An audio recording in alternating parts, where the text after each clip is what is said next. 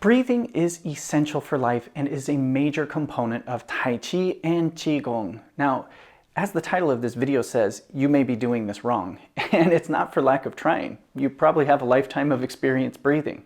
You see, the reason behind this is that when we come out of the womb, we're already breathing. It's an involuntary action. We don't have to think about it, we just do it.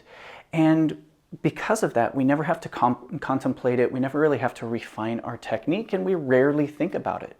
On top of that, habits created by stress, by poor posture, and even poor hygiene can affect the amount of air you're taking into your lungs. And that has a direct effect on your health, how much oxygen you're getting into your blood, to the muscles, to the organs. It has a very universal effect on your body. So when we come to Taiji and Qigong, we really have a big emphasis on proper diaphragmatic breathing. And oftentimes you'll just hear people say, breathe down into the dan-tian. Now the dan-tian region, the lower dan-tian, is right around your belly button. And you want to think of this as your center of gravity, your center of energy, and where you want to try to breathe the air all the way down into. Now, proper breathing is similar to filling a glass with water. It's going to raise up from the bottom to the top of the glass. So when you take an inhale, you want to think of breathing all the way down to the dan-tian and then filling up to the lungs afterwards. This maximizes the capacity of our lungs.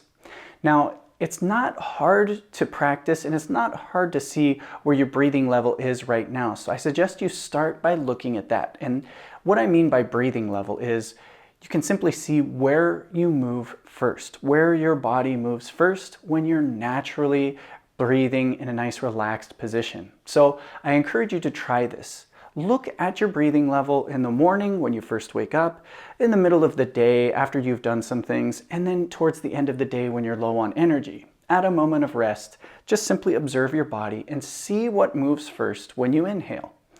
You don't have to cheat, you don't have to prove anything. This is just for your personal reference.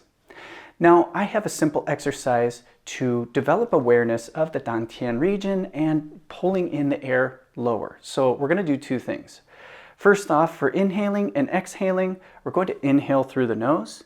You can naturally exhale through the mouth and think of it as just releasing the air. You're not going to try to force it out. Or we can breathe in and out through the nose itself if you're comfortable by doing that. If you can, do it exclusively through the nose. And during that, I want you to think of taking your tongue, touching it right behind the upper teeth on the soft palate of the mouth, and just have it in a nice resting position there. Now, this is where we're going to take our hands, and you can either lace the fingers together or you can place one hand just below the belly button and then the other hand on top, and it doesn't matter either hand. We're just developing awareness with this.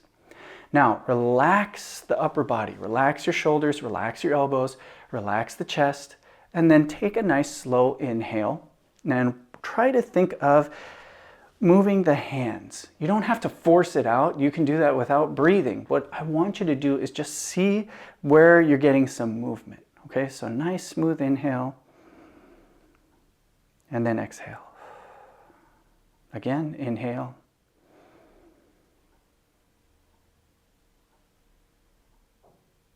Exhale. Now, when it comes to breathing pace, everybody's going to have a different tempo, a different rhythm for their inhale and their exhale. And when you want to slow things down, do it incrementally. If you try to do it too fast or force your breathing, you're going to end up gasping for air or shaking. Again, you're not trying to prove anything. You're not winning an achievement for this. This is for self-improvement and proper technique. So again, make sure your back is nice and straight. Relax those shoulders. Fill up from the belly up to the lungs, and then empty out, and it'll go in the reverse direction. Again, nice inhale.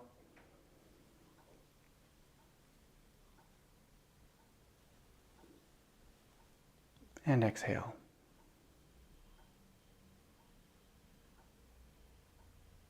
Again, inhale.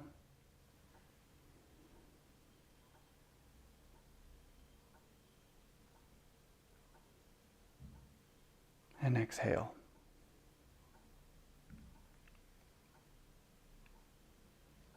Now, while you're doing this, I just want you to pay attention. This is not to try to force the breathing level lower.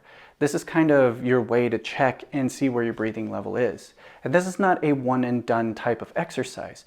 I encourage you to do this as often as possible, typically in a resting situation. So if you're sitting down, you're laying down, you're standing up, just anywhere where there's not a lot of stress going on. That way you can really focus on the minute changes.